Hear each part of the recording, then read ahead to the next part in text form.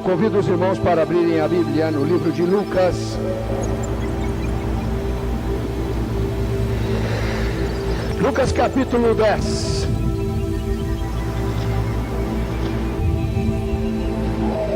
Versículo 29.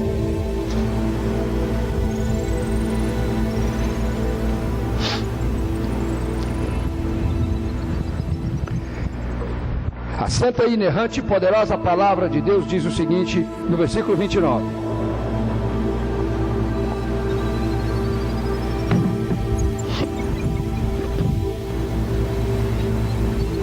Ele, porém, querendo justificar-se, perguntou a Jesus: quem é o meu próximo?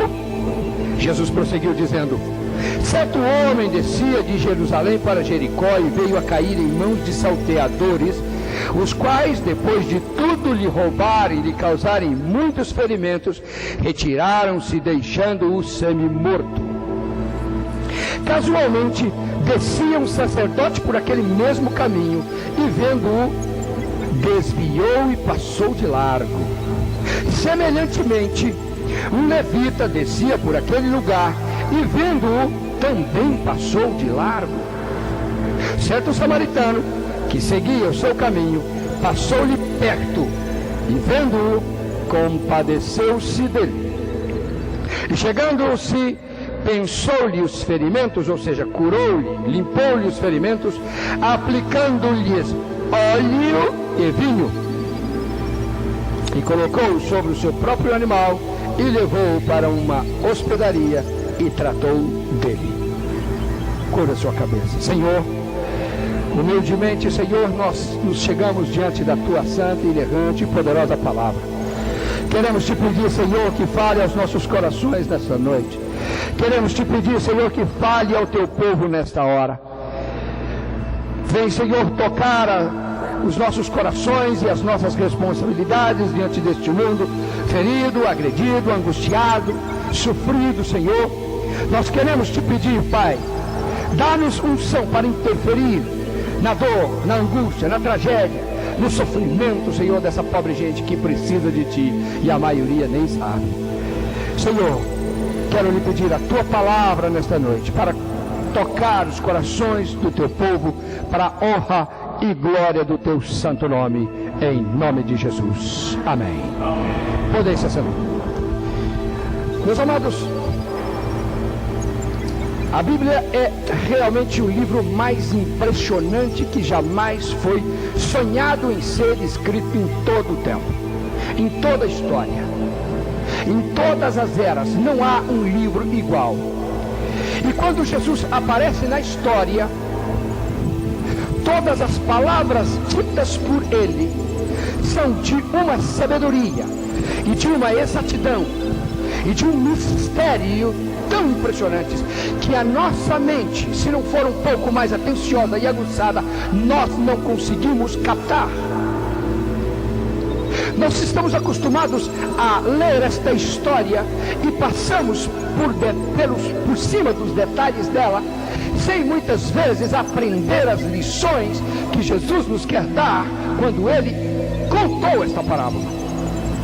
A Bíblia diz que Jesus contou a parábola, ele estava discutindo com uma pessoa, falando do próximo, falando da responsabilidade que nós temos de nos envolvermos com as pessoas que sofrem, se angustiam e vão para o inferno por não conhecerem a Deus.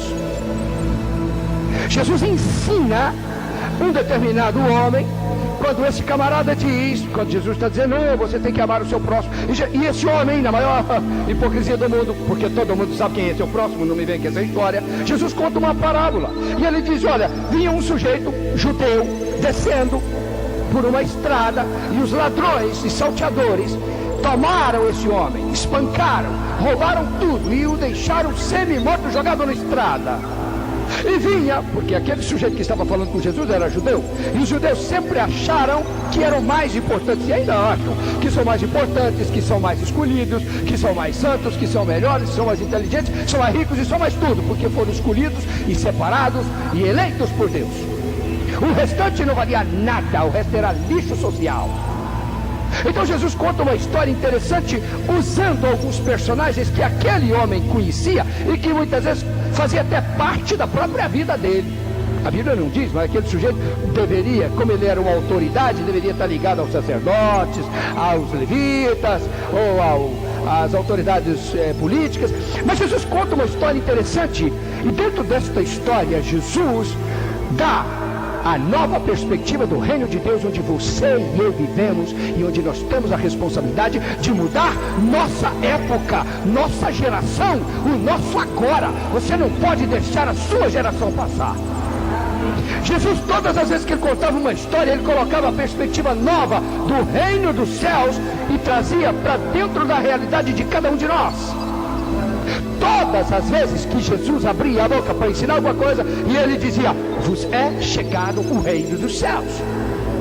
Este reino dos céus, meus irmãos, é que faz com que vocês estejam sentados nos bancos olhando para mim e eu pregando uma mensagem que ninguém nunca viu.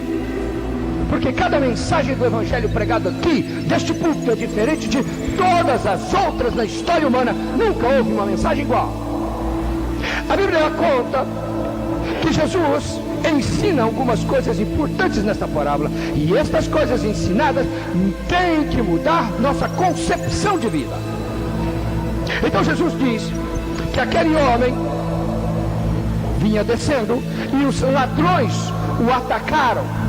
Meus amados, nós vivemos em um mundo hoje roubado, atacado. Os salteadores do inferno, eles destroem a família, destroem as vidas, destroem a saúde. Eles espancam milhões de pessoas dentro de suas próprias casas, com doenças, com enfermidades que não saram, com depressões, com bebida, com droga, com prostituição. Arrebentam suas famílias, destroçam as esperanças de todo o mundo, e ninguém consegue escapar do que Satanás tem feito, porque ele é o maior ladrão da história. Não existe ninguém pior do que o diabo em toda a história. Satanás faz e tem feito e continua fazendo exatamente o que aqueles ladrões fizeram com aquele pobre homem. Satanás tem feito com a humanidade. Salteadores do inferno que nos despojam de saúde, de vida, de trabalho, de esperança, colocam doença em nossos corpos, nos arrebentam de todas as formas.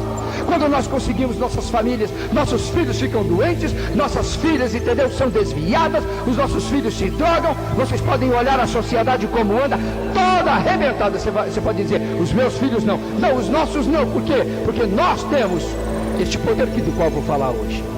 Mas se vocês pegarem esta história e compararem com o que acontece hoje, os salteadores do inferno continuam retirando tudo que as pessoas têm de dentro de suas vidas, inclusive a própria vida. A Bíblia diz que Jesus conta a história de que aqueles salteadores deixaram aquele homem meio morto. Gente, é o que Satanás tem feito com a nossa sociedade. Todas as pessoas com quem vocês conversam estão entupidas de problemas, estão meio mortos, se arrastando em seus delitos e pecados, seus vícios, suas doenças que não saram, suas lágrimas que não secam, seus sonhos quebrados, arrebentados. Uma desesperança horrível tem tomado conta do coração do nosso povo. Exatamente como aquele homem ficou meio morto. Satanás está fazendo isso o tempo todo. Exatamente o que o diabo está fazendo. Naquela história Jesus contou que aqueles salteadores fizeram com aquele homem. No versículo 31, a Bíblia diz que descia um sacerdote. Sacerdote significava religião. Uma religião velha, uma religião ineficaz, uma religião ultrapassada, uma religião tradicional, antiga, uma religião sem esperança, sem vida, uma religião que simplesmente era só um cerimonial, mas não tinha vida nenhuma. Exatamente como hoje, milhões de pessoas andam atrás de religiões que não curam, que não salvam, que não ajudam, que não restauram, que não dão esperança, que não dão alegria, que não dão nada. Religiões apenas como analgésicos psicológicos, para as pessoas irem nas igrejas todas as semanas e ficarem por ali, acende uma vela ou choram um pouco e depois voltam para casa exatamente como estavam. Jesus diz que aquele sacerdote passou e viu aquele homem e desviou-se dele, exatamente como as religiões hoje fazem com os problemas das pessoas.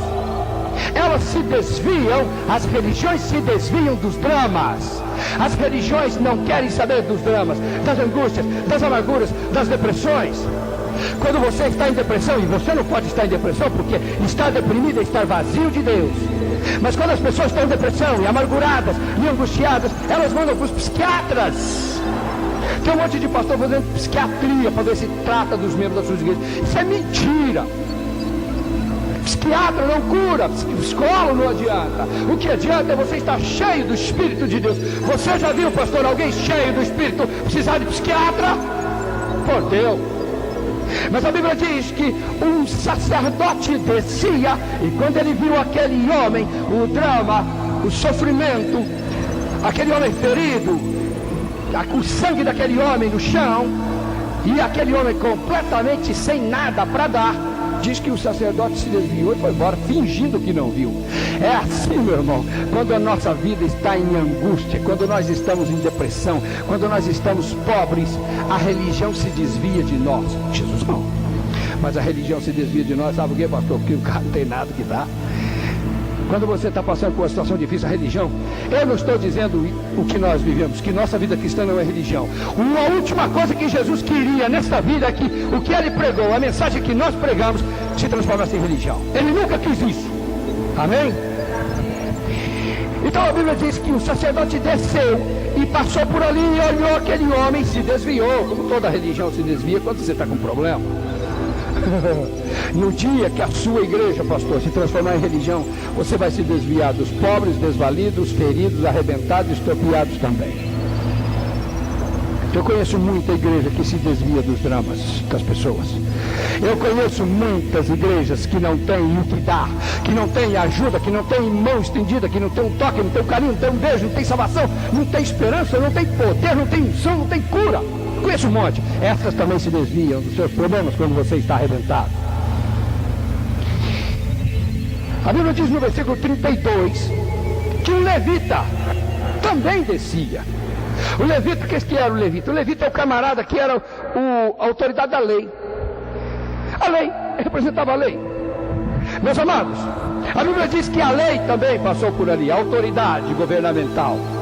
O governo também passou por ali, representado naquele sujeito. E olhou o camarada e também se desviou dele. Porque também a lei e o governo também se interessam quando você tem alguma coisa a dar, meu velho. Quando você não tem, ele também se desvia de você. Também não te ajuda, também não te abençoa, também não te protege, também não faz nada por você.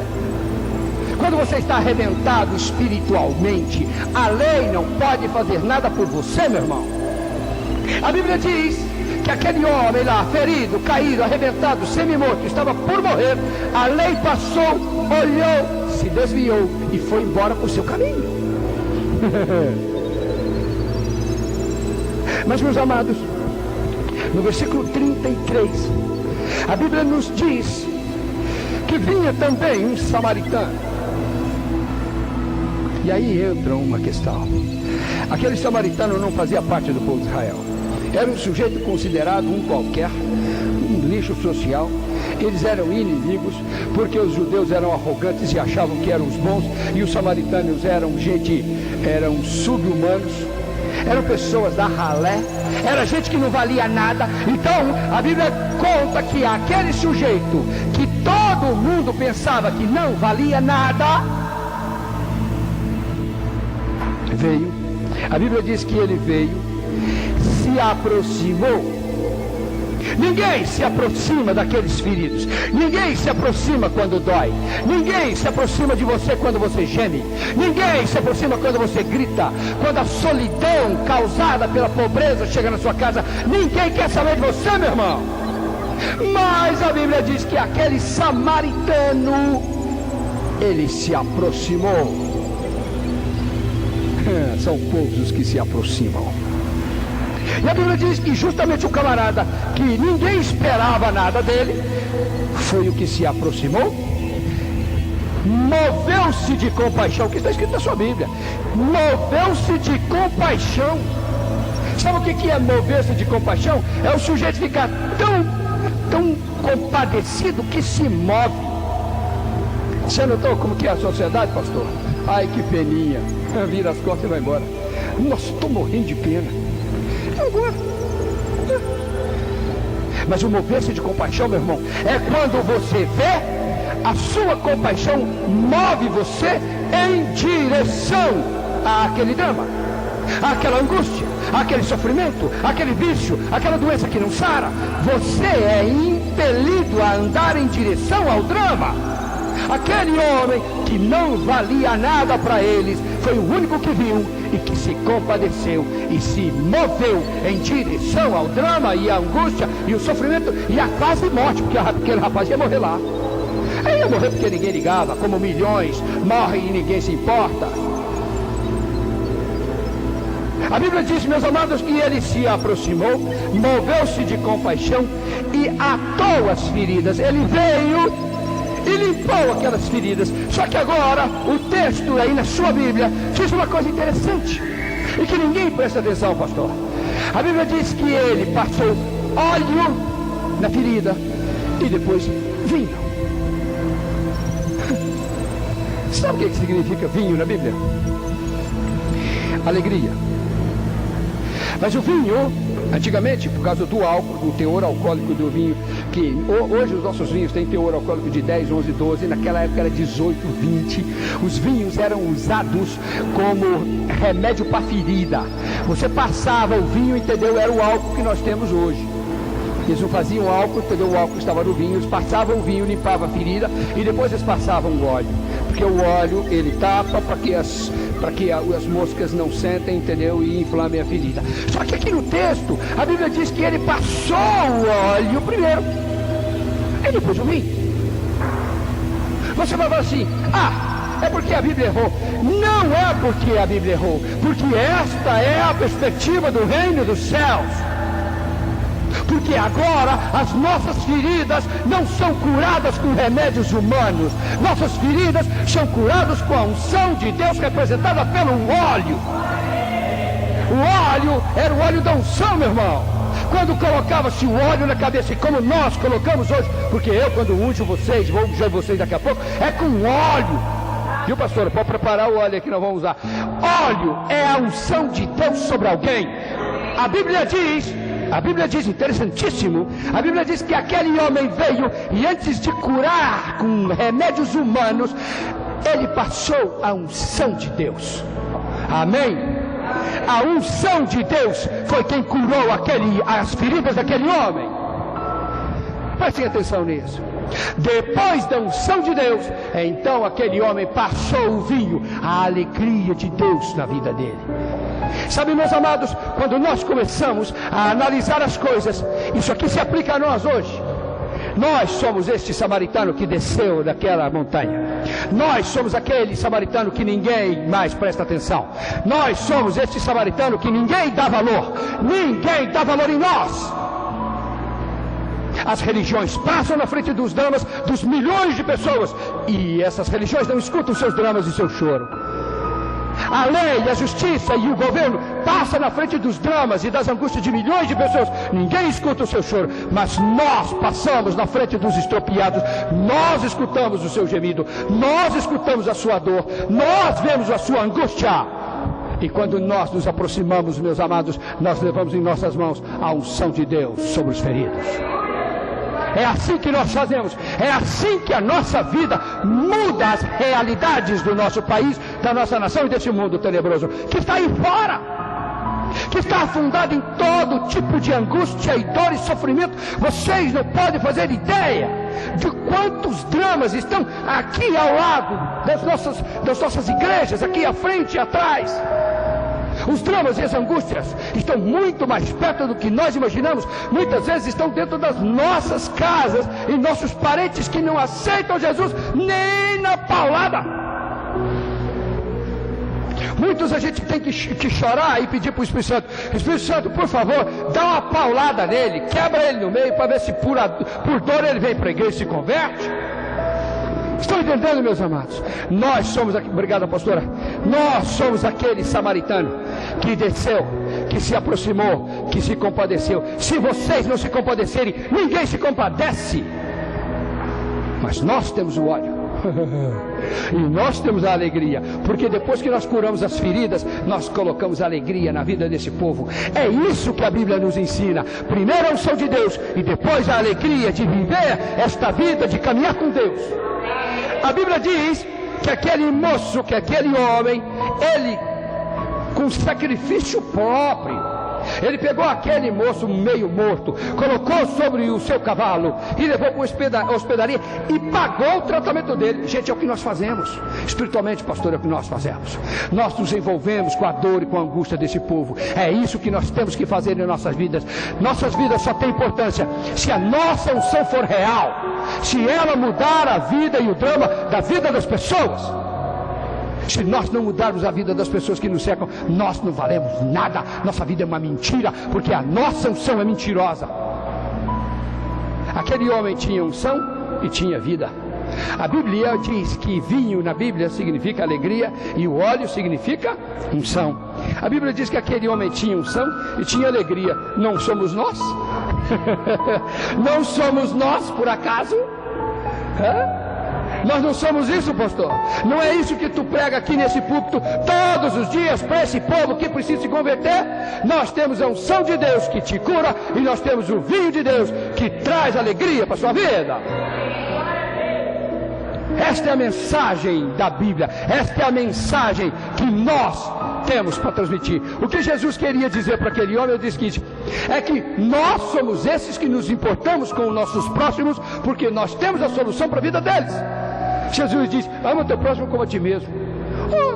Amar como? Amar com o quê?